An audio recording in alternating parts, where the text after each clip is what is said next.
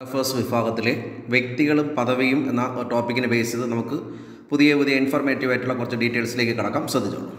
UN-ൻ്റെ ഇപ്പോഴത്തെ സെക്രട്ടറി ജനറലാണ് Antonio Guterres. ഓർമ്മിക്കണം, അന്റോണിയോ ഗുട്ടറസ് രാജ്യക്കാരൻ പോർച്ചുഗൽ. UN-ൻ്റെ ഇപ്പോഴത്തെ സെക്രട്ടറി ജനറലാണ് അന്റോണിയോ ഗുട്ടറസ്, രാജ്യം പോർച്ചുഗൽ. UN-ൻ്റെ 9ാമത്തെ സെക്രട്ടറി ജനറലാണ് അന്റോണിയോ ഗുട്ടറസ്. UN-ൻ്റെ 9ാമത്തെ സെക്രട്ടറി ജനറലാണ് അന്റോണിയോ ഗുട്ടറസ്. UN-ൻ്റെ ആദ്യ സെക്രട്ടറി ജനറൽ ഡ്രിഗ്വേലിയാണ്. ഓർമ്മിക്കണം, ഡ്രിഗ്വേലി. UN-ൻ്റെ ആദ്യ സെക്രട്ടറി ജനറൽ ഡ്രിഗ്വേലി.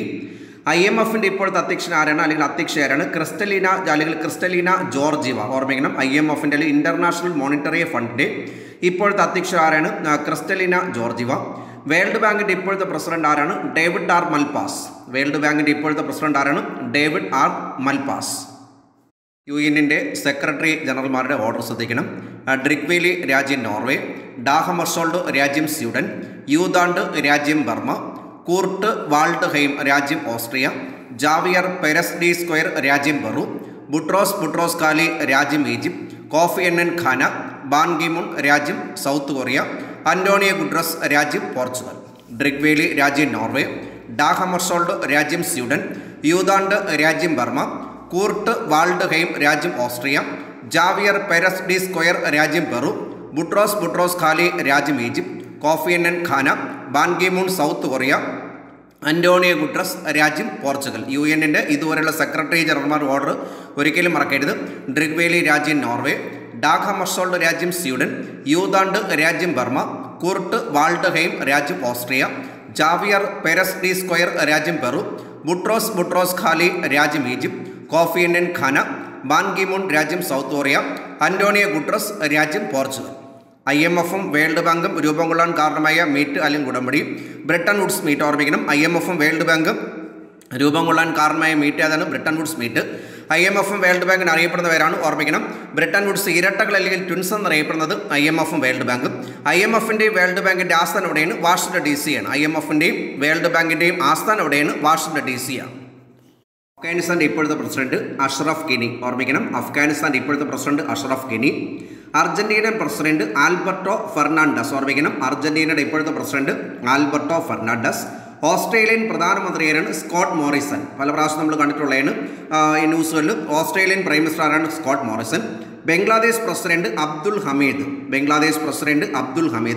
ബംഗ്ലാദേശിൻ്റെ ഇപ്പോഴത്തെ പ്രധാനമന്ത്രി ആരാണ്? ഷേഖ് ഹസീന വസാദ്. ഓർമ്മിക്കണം, ബംഗ്ലാദേശിൻ്റെ ഇപ്പോഴത്തെ പ്രധാനമന്ത്രി ആരാണ്? Sheikh Hasina Wajed. Canadian prime minister. ഓർമ്മിക്കണം, കാനഡയുടെ പ്രൈം മിനിസ്റ്റർ ജസ്റ്റിൻ ട്രൂഡേ. ഓർമ്മിക്കണം, കാനഡയുടെ prime minister Justin Trudeau. Chinese president Xi Jinping. Chinese പ്രധാനമന്ത്രി ലീ കി യാങ്. കാനഡയുടെ prime minister Justin Trudeau, Chinese president Xi Jinping, Chinese പ്രധാനമന്ത്രി ലീ കി യാങ്. ഓർമ്മിക്കണം, Li Keqiang. Chile president. ഓർമ്മിക്കണം, Sebastian Pinera. Chile president ആരാണ്? Sebastian Pinera. Cuban president Miguel Diaz Canel. Egyptian president Abdul ഫത്ത അൽ Sisi. Egyptian പ്രധാനമന്ത്രി Mustafa Madbouly എന്ന് പറയുമ്പോൾ Egyptian പ്രധാനമന്ത്രി Mustafa Madbouly. French president Emmanuel Macron. French പ്രധാനമന്ത്രി Jean Castex. ഓർമ്മിക്കണം, French പ്രധാനമന്ത്രി Jean Castex. German president Frank Walter Steinmeier. German chancellor Angela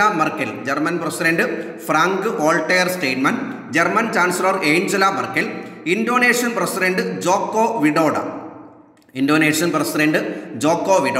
Iran president Hassan Rouhani. ഓർമ്മിക്കണം, Iran president Hassan Rouhani. Iraq president. ഓർമ്മിക്കണം, Barham Salih. Iraq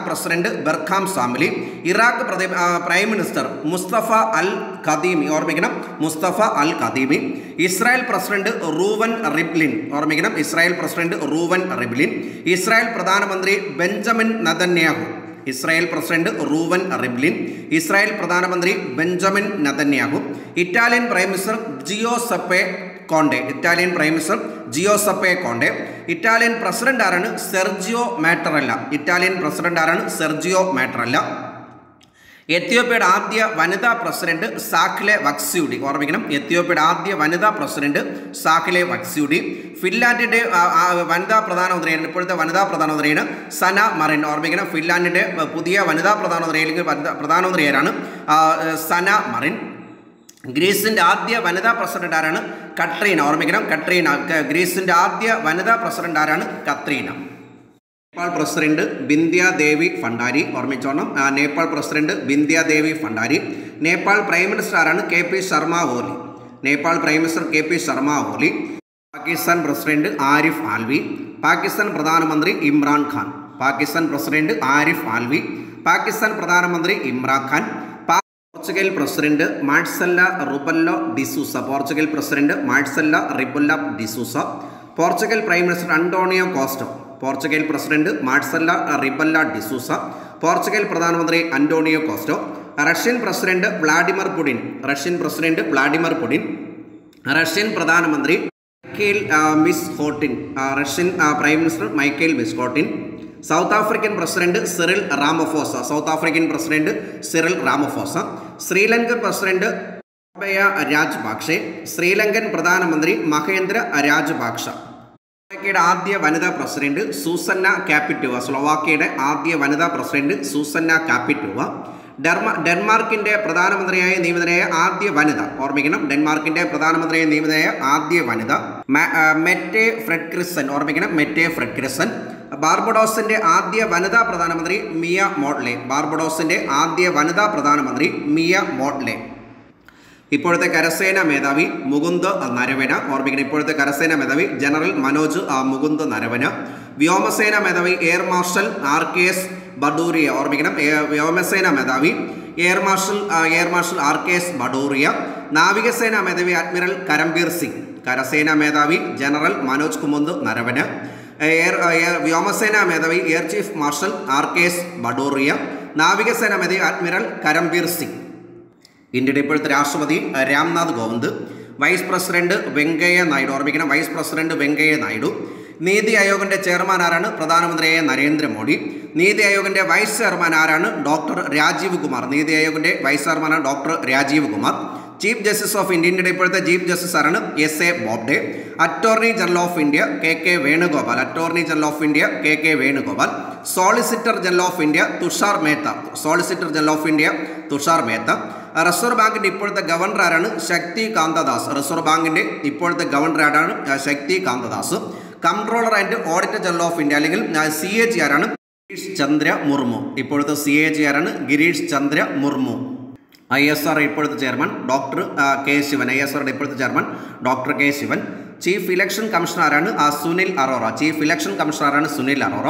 മറ്റു രണ്ട് election commissioners, ഒന്ന് രാജീവ് കുമാർ, രണ്ട് സുശീൽ ചന്ദ്ര. അപ്പോൾ ചീഫ് ഇലക്ഷൻ കമ്മീഷണറാണ് സുനിൽ അറോറ. മറ്റ് രണ്ട് ഇലക്ഷൻ കമ്മീഷണേഴ്സ് ആരൊക്കെയാണ്? ഒന്ന് രാജീവ് കുമാർ, സുശീൽ ചന്ദ്ര. അപ്പോൾ ഇലക്ഷൻ കമ്മീഷൻ എത്ര മെമ്പേഴ്സ് ഉണ്ട്? 3 പേര്. ചീഫ് ഇലക്ഷൻ കമ്മീഷണറാണ് സുനിൽ അറോറ. മറ്റ് ഇലക്ഷൻ കമ്മീഷൻ മെമ്പേഴ്സ് ആരൊക്കെയാണ്? രാജീവ് കുമാറും സുശീൽ ചന്ദ്രയും. ലോകസഭാ സ്പീക്കർ ഓം ബിർല. ഇപ്പോഴത്തെ ലോകസഭാ സ്പീക്കർ ആരാണ്? ഓം ബിർല. രാജ്യസഭയുടെ ഇപ്പോഴത്തെ ചെയർമാൻ ആരാണ്? വെങ്കയ്യ നായിഡു. രാജ്യസഭയുടെ ഇപ്പോഴത്തെ ചെയർമാൻ വെങ്കയ്യ നായിഡു. ലോകസഭയുടെ ഇപ്പോഴത്തെ സെക്രട്ടറി ജനറലാണ് സ്നേഹലത ശ്രീവാസ്തവൻ. ലോകസഭയുടെ ഇപ്പോഴത്തെ സെക്രട്ടറി ജനറലാണ് സ്നേഹലത ശ്രീവാസ്തവ. ലോകസഭയുടെ ഇപ്പോഴത്തെ സെക്രട്ടറി ജനറലാണ് സ്നേഹലത ശ്രീവാസ്തവ.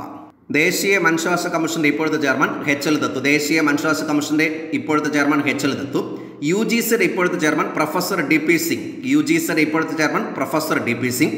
UPSCയുടെ ഇപ്പോഴത്തെ chairman Pradeep Kumar Joshi. UPSC union public service കമ്മീഷൻ്റെ ഇപ്പോഴത്തെ ചെയർമാൻ പ്രദീപ് കുമാർ ജോഷി. സെബിയുടെ ഇപ്പോഴത്തെ ചെയർമാൻ അജയ് ത്യാഗി.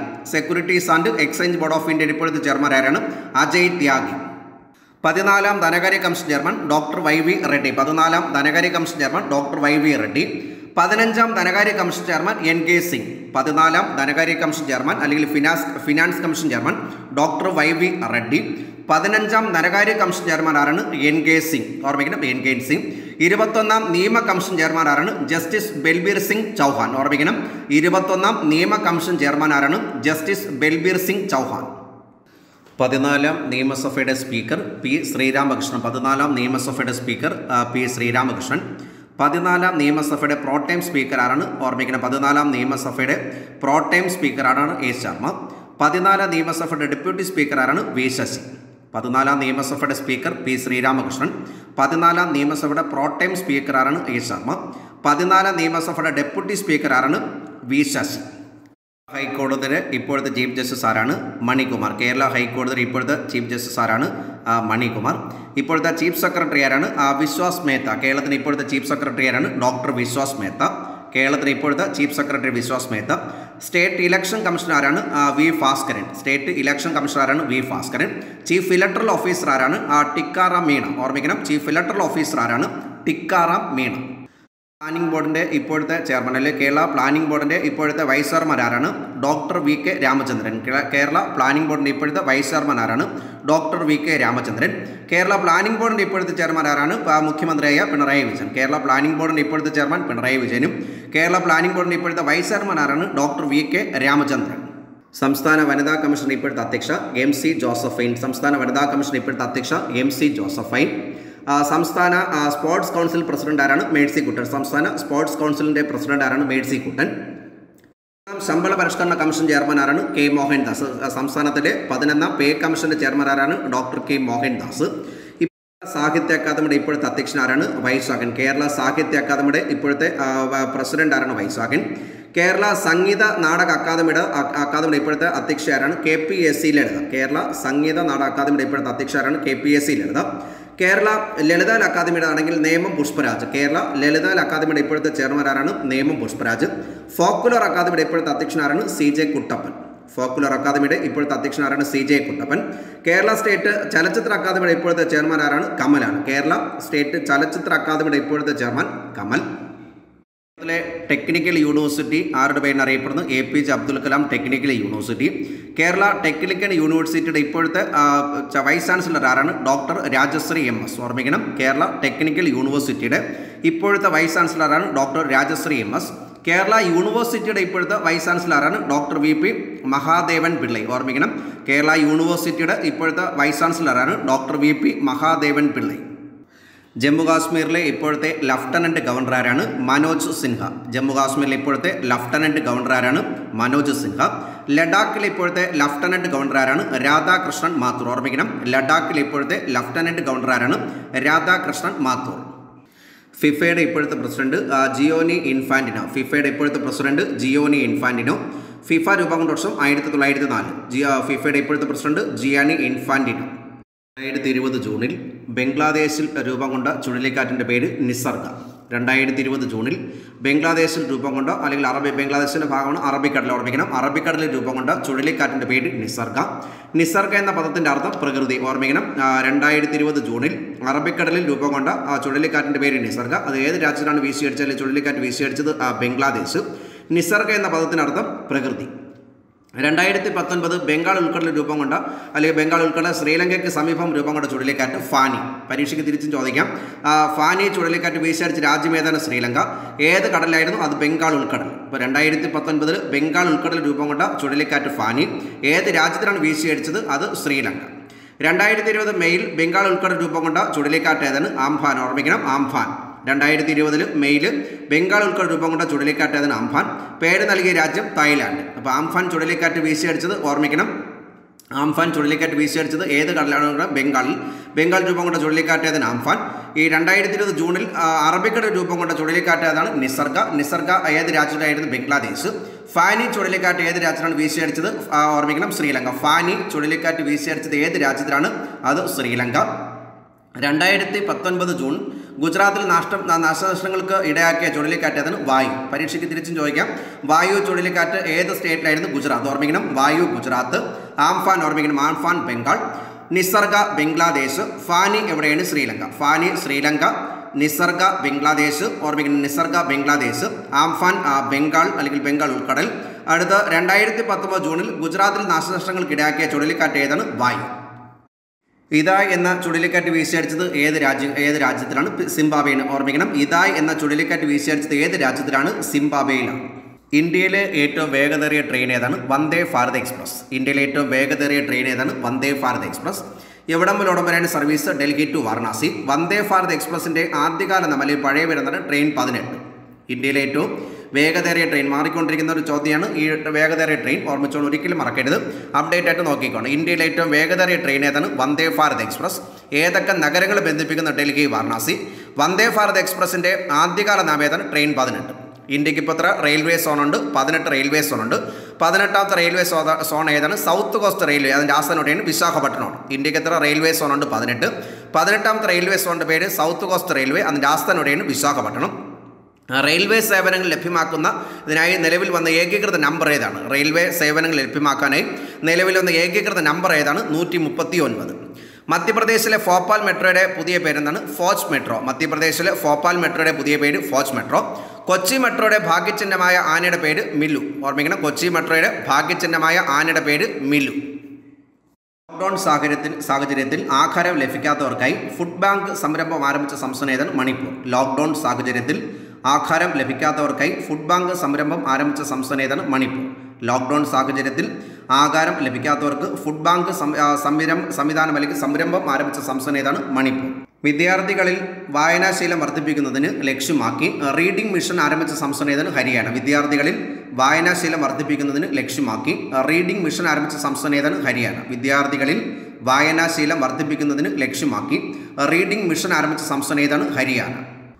കർഷകർക്കും തൊഴിലാളികൾക്കും 10 രൂപ നിരക്കിൽ ഭക്ഷണം ലഭ്യമാക്കുന്നതിനായി അടൽ കിസാൻ മസ്ദൂർ ക്യാൻറ്റീൻ പദ്ധതി ആരംഭിച്ച സംസ്ഥാനത്തിന് ഹരിയാന. കർഷകർക്കും തൊഴിലാളികൾക്കും 10 രൂപ നിരക്കിൽ ഭക്ഷണം ലഭ്യമാക്കാനായി അടൽ കിസാൻ മസ്ദൂർ ക്യാൻറ്റീൻ പദ്ധതി ആരംഭിച്ച സംസ്ഥാനത്തിന് ഹരിയാന. കർഷകർക്കും തൊഴിലാളികൾക്കും 10 രൂപ നിരക്കിൽ ഭക്ഷണം ലഭ്യമാക്കാനായി അടൽ കിസാൻ മസ്ദൂർ ക്യാൻറ്റീൻ പദ്ധതി ആരംഭിച്ച സംസ്ഥാനം ഏതാണ്? ഹരിയാന. ജനമൈത്രി സുരക്ഷാ പദ്ധതിയുടെ ഭാഗമായി ദുർബല വിഭാഗത്തിൽപ്പെട്ട കുട്ടികൾക്ക് വീടിനകത്തും പുറത്തും സുരക്ഷിതമായി ജീവിതം ഉറപ്പാക്കുന്നതിനുള്ള കേരള പോലീസിൻ്റെ പദ്ധതി ഏതാണ്? കവചം. ജനമൈത്രി സുരക്ഷാ പദ്ധതിയുടെ ഭാഗമായി ദുർബല വിഭാഗത്തിൽപ്പെട്ട കുട്ടികൾക്ക് വീടിനകത്തും പുറത്തും സുരക്ഷിതമായ ജീവിതം ഉറപ്പാക്കുന്നതിനുള്ള കേരള പോലീസിൻ്റെ പദ്ധതി ഏതാണ്? കവചം. ആ വാക്ക് കേൾക്കുമ്പോൾ ഓർമ്മിച്ചോണം, അതുമായി ബന്ധപ്പെട്ട മീനിങ്.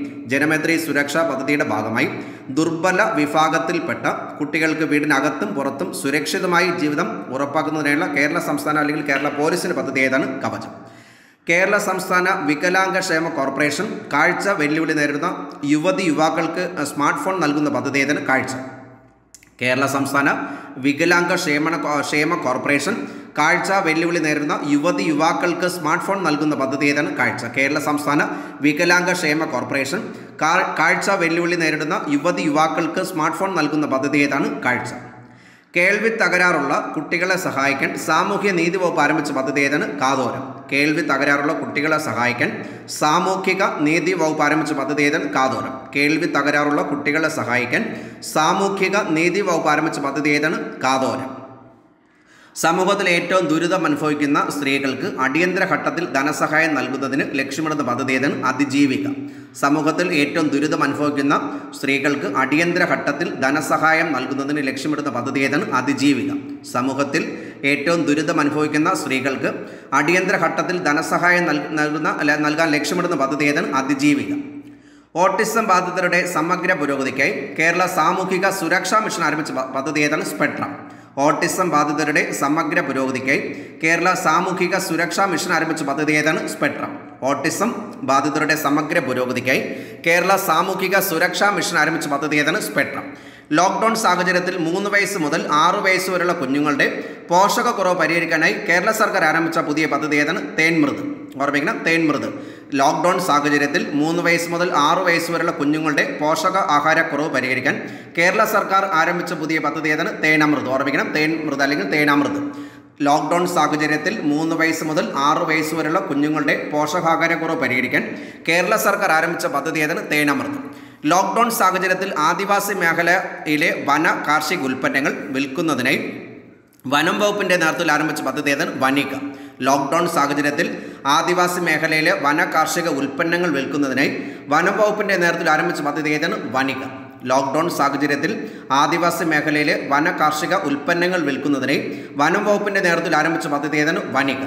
കുറ്റകൃത്യത്തിന് ഇരയായി മരണപ്പെട്ടവരുടെ ആശ്രിതർക്കും പരിക്ക് പറ്റിയവർക്കുമായുള്ള കേരള സർക്കാരിൻ്റെ സ്വയം തൊഴിൽ പദ്ധതി ഏതാണ്? ജീവനം. കുറ്റകൃത്യത്തിന് ഇരയായി മരണപ്പെട്ടവരുടെ ആശ്രിതർക്കും പരിക്ക് പറ്റിയവർക്കുമായുള്ള കേരള സർക്കാരിൻ്റെ സ്വയം തൊഴിൽ പദ്ധതി ഏതാണ്? ജീവനം. കുറ്റകൃത്യത്തിനിരയായി മരണപ്പെട്ടവർക്കും ആശ്രിതർക്കും പരിക്ക് പറ്റിയവർക്കുമായുള്ള കേരള സർക്കാരിൻ്റെ സ്വയം തൊഴിൽ പദ്ധതി ഏതാണ്? ജീവൻ. ജലസ്രോതസ്സുകൾ സംരക്ഷിക്കുന്നതിനായി അഴുക്കിൽ നിന്ന് അഴകിലേക്ക് പദ്ധതി ആരംഭിച്ച ജില്ല ഏതാണ്? കണ്ണൂർ. ജലസ്രോതസ്സുകൾ സംരക്ഷിക്കുന്നതിനായി അഴുക്കിൽ നിന്ന് അഴകിലേക്ക് പദ്ധതി ആരംഭിച്ച ജില്ല ഏതാണ്? കണ്ണൂർ.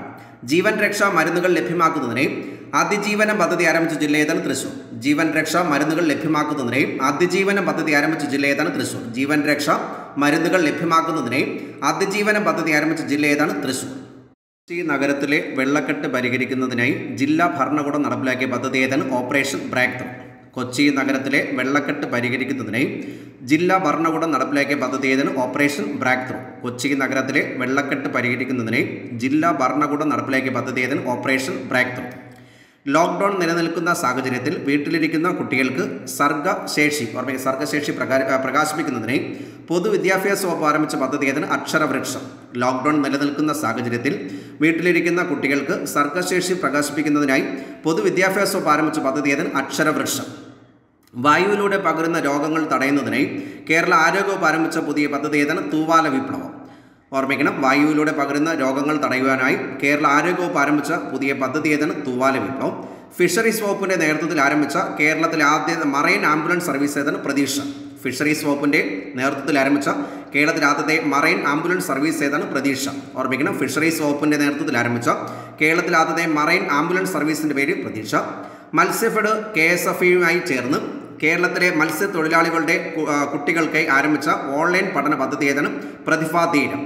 മത്സ്യഫെഡ് KSFEയുമായി ചേർന്ന് കേരളത്തിലെ മത്സ്യത്തൊഴിലാളികളുടെ കുട്ടികൾക്കായി ആരംഭിച്ച ഓൺലൈൻ പഠന പദ്ധതിയുടെ പേരാണ് പ്രതിഭാതീരം. മത്സ്യഫെഡ് KSFEയുമായി ചേർന്ന് കേരളത്തിലെ മത്സ്യത്തൊഴിലാളികളുടെ കുട്ടികൾക്കായി ആരംഭിച്ച ഓൺലൈൻ പഠന രീതി ഏതാണ്? പ്രതിഭാതീരം. കൊതുകുജന്യ പകർച്ചവ്യാധികളുടെ വ്യാപനം തടയുന്നതിനായി കേരള സർക്കാർ നടപ്പിലാക്കുന്ന ആരോഗ്യ ബോധവൽക്കരണ പരിപാടി ഏതാണ്? തോട്ടങ്ങളിലേക്ക് നീങ്ങാം. ഓർമ്മിക്കണം, കൊതുകുജന്യ പകർച്ചവ്യാധികളുടെ വ്യാപനം തടയുന്നതിനായി കേരള സർക്കാർ നടപ്പിലാക്കുന്ന ആരോഗ്യ ബോധവൽക്കരണ പരിപാടി ഏതാണ്? തോട്ടങ്ങളിലേക്ക് നീങ്ങാം. ഓർമ്മിക്കണം, കൊതുകുജന്യ പകർച്ചവ്യാധികളുടെ വ്യാപനം തടയുന്നതിനായി കേരള സർക്കാർ നടപ്പിലാക്കിയ ആരോഗ്യ ബോധവൽക്കരണ പരിപാടി ഏതാണ്? തോട്ടങ്ങളിലേക്ക് നീങ്ങാം. കേരള ക്ഷീരവികസന വകുപ്പ് ക്ഷീര കർഷകർക്കും കുടുംബങ്ങൾക്കും പശുക്കൾക്കുമായി ആരംഭിച്ച ഇൻഷുറൻസ് പദ്ധതി ഏതാണ്? ക്ഷീരസാന്ത്വനം. കേരള ക്ഷീരവികസന വകുപ്പ് ക്ഷീര കർഷകർക്കും കുടുംബാംഗങ്ങൾക്കും പശുക്കൾക്കുമായി ആരംഭിച്ച ഇൻഷുറൻസ് പദ്ധതി ഏതാണ്? ക്ഷീരസാന്ത്വനം. ഓർമ്മിക്കണം, കേരളത്തിലെ ക്ഷീര വികസന വകുപ്പും ക്ഷീര കർഷകർക്കും കുടുംബങ്ങൾക്കുമായി പശുക്കൾക്കുമായി ആരംഭിച്ച ഇൻഷുറൻസ് പദ്ധതി ഏതാണ്? ക്ഷീരസാന്ത്വനം. കേരളത്തെ പാലുൽപാദനത്തിൽ സ്വയം പര്യാപ്തമാക്കുക എന്ന ലക്ഷ്യത്തോടെ കേരള സർക്കാർ നടപ്പിലാക്കിയ പദ്ധതി ഏതാണ്? ക്ഷീരഗ്രാമം. കേരളത്തെ പാലുൽപാദനത്തിൽ സ്വയം പര്യാപ്തത. ഓർമ്മിക്കണം, കേരളത്തെ പാലുൽപാദനത്തിൽ സ്വയം പര്യാപ്തമാക്കുക എന്ന ലക്ഷ്യത്തോടെ കേരള സർക്കാർ നടപ്പിലാക്കുന്ന പദ്ധതി ഏതാണ്? ക്ഷീരഗ്രാമം. സംസ്ഥാന ഭക്ഷ്യ പൊതുവിതരണ വകുപ്പിൻ്റെ നേതൃത്വത്തിൽ നടപ്പിലാക്കുന്ന ഭക്ഷ്യവിതരണ പദ്ധതി ഏതാണ്? വിശപ്പ് രഹിത കേരളം. സംസ്ഥാന ഭക്ഷ്യ പൊതുവിതരണ വകുപ്പിൻ്റെ നേതൃത്വത്തിൽ നടപ്പിലാക്കുന്ന ഭക്ഷ്യവിതരണ പദ്ധതി ഏതാണ്? വിശപ്പ് രഹിത കേരളം. സംസ്ഥാന ഭക്ഷ്യ പൊതുവിതരണ വകുപ്പിൻ്റെ നേതൃത്വത്തിൽ നടപ്പിലാക്കുന്ന ഭക്ഷ്യവിതരണ പദ്ധതി ഏതാണ്? വിശപ്പ് രഹിത Keralam.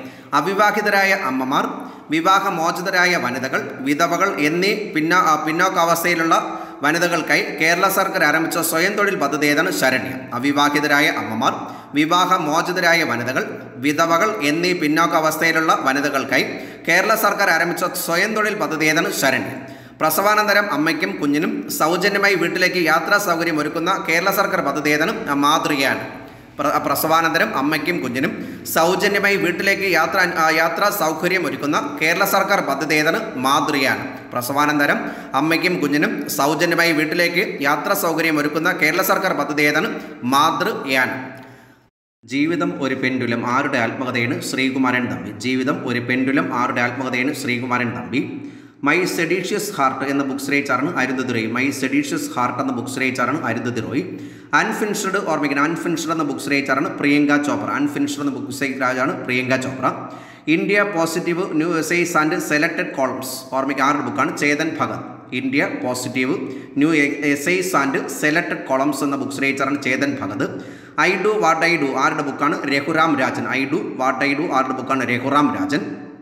My life my mission എന്ന ബുക്സ് രചിച്ച അല്ലെങ്കിൽ ആരുടെ ആത്മകഥയാണ്? Baba Ramdev. My life my mission ആരുടെ ആത്മകഥയാണ്? Baba Ramdev.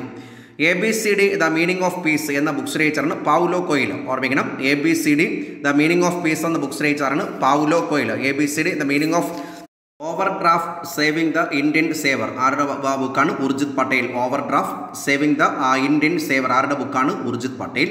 On arranged murder എന്ന ബുക്സ് രചിച്ചാണ് Chetan Bhagat. One arranged murder എന്ന ബുക്സ് രചിച്ചാണ് Chetan Bhagat. Azadi freedom fascism fiction എന്ന ബുക്സ് രചിച്ചാണ് Arundhati Roy. Azadi freedom fascism fiction എന്ന ബുക്സ് രചിച്ചാണ് അരുന്ധതി റോയ്. കൊറോണ കവിതകൾ എന്ന ബുക്സ് രചിച്ചാണ് PS ശ്രീധരൻ പിള്ള. കൊറോണ കവിതകൾ എന്ന ബുക്സ് രചിച്ചാണ് PS Sreedharan Pillai. Moving on moving forward year in office ആരുടെ ബുക്കാണ്? Venkaiah Naidu. Moving forward year in office എന്ന ബുക്സ് രചിച്ചാണ് Venkaiah Naidu. Moving forward year in office എന്ന ബുക്സ് രചിച്ചാണ് Venkaiah Naidu. A promised land എന്ന ബുക്സ് രചിച്ചാണ് Barack Obama. A promised land എന്ന ബുക്സ് രചിച്ചാണ് Barack Obama. Courage and commitment എന്ന ബുക്സ് രചിച്ചാണ് Margaret Alva. Courage and commitment എന്ന ബുക്സ് രചിച്ചാണ് Margaret Alva. Courage and commitment എന്ന ബുക്സ് രചിച്ചാണ് മാർഗരറ്റ് ആൽവ. ഇന്ത്യയുടെ ഗഗൻയാൻ ദൗത്യത്തിന് മുമ്പ് ISRO ബഹിരാകാശത്തിലേക്ക് അയക്കുന്ന റോബോട്ടിൻ്റെ പേര് വ്യോമമിത്ര. ഇന്ത്യയുടെ ഗഗൻയാൻ ദൗത്യത്തിന് മുമ്പ് ISRO ബഹിരാകാശത്തിലേക്ക് അയക്കുന്ന റോബോട്ടിൻ്റെ പേര് വ്യോമമിത്ര. ISRO വിജയകരമായി ഭ്രമണപഥത്തിലേക്ക് എത്തിച്ച ലോകത്തിലെ ഏറ്റവും ഭാരം കുറഞ്ഞ ഉപഗ്രഹം ഏതാണ്? കലാം സാറ്റ്. ഓർമ്മിക്കണം, 1.26 കിലോഗ്രാമാണ്. ISRO വിജയകരമായി ഭ്രമണപഥത്തിലേക്ക് എത്തിച്ച ലോകത്തിലെ ഏറ്റവും ഭാരം കുറഞ്ഞ ഉപഗ്രഹത്തിൻ്റെ പേര് കലാം സാറ്റ് V2. ISRO വിജയകരമായി ഭ്രമണപഥത്തിലേക്ക് എത്തിച്ച ലോകത്തിലെ ഏറ്റവും ഭാരം കുറഞ്ഞ ഉപഗ്രഹത്തിൻ്റെ പേര് കലാം സാറ്റ് V2. ഭാരം എത്രയാണ്? 1.26 കിലോഗ്രാം. വിക്ഷേപിച്ചതെന്നാണ് 2019 ജനുവരി 24. വിക്ഷേപണ വാഹനം PSLV C-44. ISRO വിജയകരമായി ഭ്രമണപഥത്തിലെത്തിച്ച ലോകത്തിലെ ഏറ്റവും ഭാരം കുറഞ്ഞ ഉപഗ്രഹം കലാം സാറ്റ് V2. ഭാരം എത്രയാണ്? 1.26 കിലോഗ്രാം. വിക്ഷേപിച്ച ദിവസം 2019 ജനുവരി 24. വിക്ഷേപിച്ച വാഹനം ഏതാണ്? PSLV C-44. ഓർമ്മിക്കണം, PSLV C-44. ഇന്ത്യയുടെ രണ്ടാമത്തെ ചന്ദ്രദൗത്യം ചന്ദ്രയാൻ 2. ഓർമ്മിക്കണം, ഇന്ത്യയുടെ രണ്ടാമത്തെ ചന്ദ്രദൗത്യം ചന്ദ്രയാൻ 2. ചന്ദ്രയാൻ 2 വിക്ഷേപിച്ചത് 2019 ജൂലൈ 22. ചന്ദ്രയാൻ 2 വിക്ഷേപിച്ചത് 2019 ജൂലൈ 22. വിക്ഷേപണ സ്ഥലം എവിടെയായിരുന്നു? Satish Dhawan space centre Sriharikota. എവിടെ നിന്നാണ് വിക്ഷേപിച്ചത്? Satish Dhawan space centre Sriharikota. ചന്ദ്രയാൻ 2മായി ഇന്ത്യയുമായി സഹകരിച്ച് വിദേശ രാജ്യമേതാണ്? റഷ്യയാണ്. ചന്ദ്രയാൻ 2മായി സഹകരിച്ച് വിദേശ രാജ്യമേതാണ്? റഷ്യ. ചന്ദ്രനിൽ ഇറങ്ങാൻ ഉദ്ദേശിച്ച ദിവസം ഏതാണ്? 2019 സെപ്റ്റംബർ 7. ചന്ദ്രനിൽ ഇറങ്ങാൻ ഉദ്ദേശിച്ചിരുന്ന ദിവസം ഏതാണ്? 2019 സെപ്റ്റംബർ 7. വിക്ഷേപണ സമയത്ത് ISRO ചെയർമാൻ ആരായിരുന്നു? K. ശിവൻ. വിക്ഷേപണ സമയത്ത് ISRO ചെയർമാൻ ആരാണ്? K. ശിവൻ. പ്രോജക്റ്റ് ഡയറക്ടർ ആരാണ്? വനിതാ മുത്തയ്യ. ഓർമ്മിക്കണം, പ്രോജക്റ്റ് ഡയറക്ടർ വനിതാ മുത്തയ്യ. മിഷൻ ഡയറക്ടറാണ് ഋതു കരിതൻ. ഓർമ്മിക്കണം, ഋതു കരിതൻ. ഇന്ത്യയിൽ നിന്ന് വിക്ഷേപിച്ച ഏറ്റവും ഭാരം കൂടിയ ഉപഗ്രഹം GSAT-29. ഇന്ത്യയിൽ നിന്ന് വിക്ഷേപിച്ച ഏറ്റവും ഭാരം കൂടിയ ഉപഗ്രഹം GSAT-29. GSAT-29 ഒരു വാർത്താവിനിമയ ഉപഗ്രഹമാണ്. ഓർമ്മിക്കണം, GSAT-29 ഏത് ഉപഗ്രഹമാണ്? വാർത്താവിനിമയ ഉപഗ്രഹം. വിക്ഷേപിച്ചത് 2018 നവംബർ 14. എവിടെ നിന്നാണ് വിക്ഷേപിച്ചത്? ശ്രീഹരിക്കോട്ടയിലെ സതീഷ് ധവാൻ സ്പേസ് സെൻ്റർ. ഓർമ്മിക്കണം, ശ്രീഹരിക്കോട്ടയിലെ സതീഷ് ധവാൻ സ്പേസ് സെൻ്റർ. ആകെ എത്ര കിലോഗ്രാം ഭാരം? 3423 കിലോഗ്രാം. ഇന്ത്യയിൽ നിന്ന് വിക്ഷേപിച്ച ഏറ്റവും ഭാരം കൂടിയ രണ്ടാമത്തെ ഉപഗ്രഹം ഏതാണ്? GSAT-19 ആണ്. ഇന്ത്യയിൽ നിന്നും വിക്ഷേപിച്ച ഏറ്റവും ഭാരം കൂടിയ രണ്ടാമത്തെ ഉപഗ്രഹം ഏതാണ്? GSAT-19. ഇന്ത്യയിൽ നിർമ്മിച്ച ഏറ്റവും ഭാരം കൂടിയ ഉപഗ്രഹം GSAT-11. ഇന്ത്യയിൽ നിർമ്മിച്ച ഏറ്റവും ഭാരം കൂടിയ ഉപഗ്രഹം GSAT-11 വിക്ഷേപിച്ചത് 2018 ഡിസംബർ 5. വിക്ഷേപണ വാഹനം ഏരിയൻ 5VA 246. വിക്ഷേപണ വാഹനം ഏതാണ്? Aryan 5VA 246.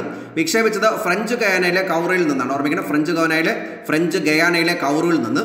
വലിയ പക്ഷി എന്നാണ് ഇതിൻ്റെ വാക്കിനർത്ഥം. ഓർമ്മിക്കണം, GSAT-11 എന്ന വാക്കിനർത്ഥം വലിയ പക്ഷി. സ്വകാര്യമായി നിർമ്മിച്ച ആദ്യ ഉപഗ്രഹം ഏതാണ്? എക്സീഡ് സാറ്റ് ഫസ്റ്റ്. ഓർമ്മിക്കണം, ഇന്ത്യ സ്വകാര്യമായി നിർമ്മിച്ച ആദ്യ ഉപഗ്രഹം ഏതാണ്? എക്സീഡ് സാറ്റ് ഫസ്റ്റ്. ISRO വിക്ഷേപിക്കാൻ ഒരുങ്ങുന്ന സൗരദൗത്യം ഏതാണ്? ആദിത്യ L1. ഓർമ്മിക്കണം, ISRO വിക്ഷേപിക്കാൻ ഒരുങ്ങുന്ന സൗരദൗത്യം ഏതാണ്? ആദിത്യ L1. DRDO വികസിപ്പിച്ച് വിജയകരമായി പരീക്ഷിച്ച ഉപഗ്രഹ വേദ മിസൈൽ ഏതാണ്? ASAT. വിക്ഷേപിച്ചത് 2019 മാർച്ച് 27. ഓർമ്മിക്കണം, ASAT എന്ന് പറഞ്ഞാൽ anti satellite mission test. DRDO defence research development organisation വികസിപ്പിച്ച് വിജയകരമായി പരീക്ഷിച്ച ഉപഗ്രഹ മിസൈൽ ഏതാണ്? ഉപഗ്രഹ വേദ മിസൈൽ ഏതാണ്? എസാറ്റ് വിക്ഷേപിച്ചത് 2019 മാർച്ച് 27. ബഹിരാകാശത്ത് വെച്ച് ഉപഗ്രഹത്തെ മിസൈൽ ഉപയോഗിച്ച് തകർക്കാൻ കഴിയുന്നത് എന്നാണ് എസാറ്റിൻ്റെ സവിശേഷത. ഓർമ്മിക്കണം, എസാറ്റിൻ്റെ സവിശേഷത ബഹിരാകാശത്ത് വെച്ച് ഉപഗ്രഹത്തെ മിസൈൽ ഉപയോഗിച്ച് തകർക്കാൻ കഴിയുന്നതെന്നാണ് എസാറ്റിൻ്റെ സവിശേഷത. എസാറ്റ് സാങ്കേതിക വിദ്യ കൈവരിക്കുന്ന എത്രാമത്തെ രാജ്യമാണ് ഇന്ത്യ? 4. എസാറ്റ് സാങ്കേതിക വിദ്യ കൈവരിക്കുന്ന എത്രാമത്തെ രാജ്യമാണ് India? 4. DRDO defence research development organisation രൂപം കൊണ്ടത് 1958 ആസ്ഥാനോടെയാണ് ഹൈദരാബാദ്. DRDO വികസിപ്പിച്ച് വിജയകരമായി പരീക്ഷിച്ച ഉപഗ്രഹ വേദ മിസൈൽ അതാണ് എസാറ്റ്. എസാറ്റിൻ്റെ സവിശേഷത ബഹിരാകാശത്ത് വെച്ച് ഉപഗ്രഹത്തെ മിസൈൽ ഉപയോഗിച്ച് തകർക്കാൻ കഴിയുന്നതെന്നാണ് ഇതിൻ്റെ സവിശേഷത. ഓർമ്മിച്ചോണം. എസാറ്റ് സാങ്കേതിക വിദ്യ കൈവരിക്കുന്ന എത്രാമത്തെ രാജ്യമാണ് ഇന്ത്യ? 4ാമത്തെ രാജ്യം. First America, second Russia, third China. ASAT പരീക്ഷണ ദൗത്യത്തിൻ്റെ പേരെന്താണ്? മിഷൻ ശക്തി. പരീക്ഷയ്ക്ക് തിരിച്ചു വയ്ക്കാം. മിഷൻ ശക്തി എന്തുമായി ബന്ധപ്പെട്ടിരിക്കുന്നു? എസാറ്റ് ഓർമ്മിക്കണം. എസാറ്റ് പരീക്ഷണ ദൗത്യത്തിന് നൽകിയിരിക്കുന്ന പേര് മിഷൻ ശക്തി. ഇത് വിക്ഷേപിച്ചത് എവിടെ നിന്നാണ്? Doctor APJ Abdul Kalam island എന്നറിയപ്പെടുന്ന വിലേസ് ഐലൻഡ്, ഒഡീഷ. പ്രഥമ പരീക്ഷണത്തിൽ എസാറ്റ് തകർത്ത ഉപഗ്രഹം ഏതാണ്? മൈക്രോസാറ്റ് 6. ഓർമ്മിക്കണം, പ്രഥമ പരീക്ഷണത്തിൽ എസാറ്റ് തകർത്ത ഉപഗ്രഹം ഏതാണ്? മൈക്രോസാറ്റ് 6. അപ്പോൾ DRDO വികസിപ്പിച്ച് വിജയകരമായി പരീക്ഷിച്ച ഉപഗ്രഹ വേദ മിസൈലാണ് എസാറ്റ് ഫസ്റ്റ്. വിക്ഷേപിച്ചത് 2019 മാർച്ച് 27.